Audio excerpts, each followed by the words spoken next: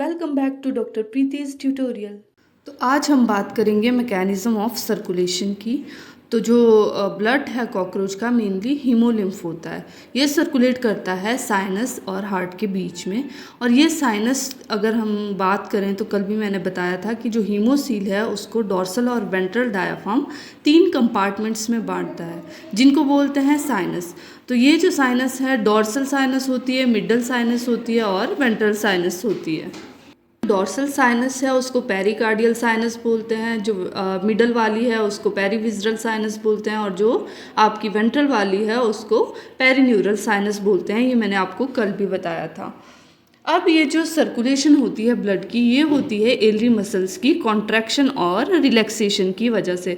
और L muscles की जो मैंने बात की थी वहाँ मैंने बताया था कि 12 पेयर जो है एलरी मसल्स की प्रेजेंट होती है, वो फैन लाइक अपीयरेंस देती है। और ये जो मसल है इनकी कॉन्ट्रैक्शन और रिलैक्सेशन को हम सिस्टोल और डायास्टोल बोलते हैं। तो अगर हम जनरल पाथवे की बात करें तो जो ब्लड है वो हार्ट से एंटीरियर अयोर्टा में जाता है, फिर वहाँ से हेड साइनस में जाएगा, फिर मिडल और वेंट्रल साइनस में, फिर डॉर्सल साइनस में और फिर अगेन हार्ट में आता है। तो यहाँ आप इस फिगर में भी देख सकते हो कि हार्ट से जो ब्लड है वो एंटीरियर रीजन में जा रहा है, मीन्स कि यहाँ से एंटीरियर अयोटा में जाएगा, वहाँ से जो है हेड साइनस से होता हुआ it comes to the middle and ventral sinus. और मिडल और वेंट्रल साइनस कौन सी है? ये वाली पेरीविजरल, एंड इसके साथ में नीचे को जो है पेरीन्यूरल यहाँ पर प्रेजेंट होती है, वहाँ पर जाएगा। वहाँ से जो है फिर ये पंप कर दिया जाएगा डॉर्सल साइनस या फिर डॉर्सल डायाफ्राम में और अगेन ये मूव करता है हार्ट में। अब मैंने बताया कि जो एलरी मसल की कॉन्ट्रैक्शन और रिलैक्सेशन है उसकी वजह से जो है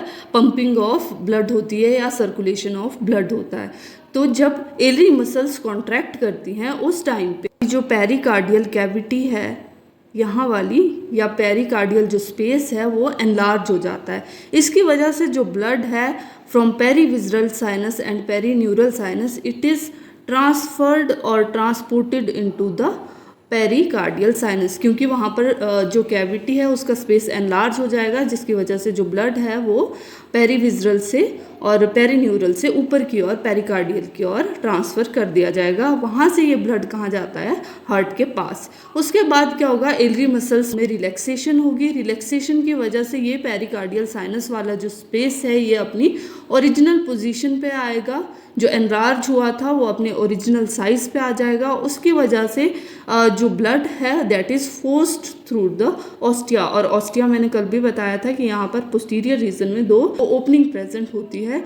उसकी वजह से जो ब्लड है that is forced into the heart chamber. और यहाँ पर जो फ्लो है ब्लड का that is only one way. तो यहाँ से ऑस्टिया के थ्रू जो ब्लड है वो हार्ट में पुश कर दिया जाता है, जहाँ से ये रीच करता है एंटीरियर अयोटा के पास। अगेन वहाँ से हेड साइनस में जाएगा और फिर से ये वाला जो पूरा पाथवे है ये रिपीट होगा। So this is all about the mechanism of circulation in cockroach.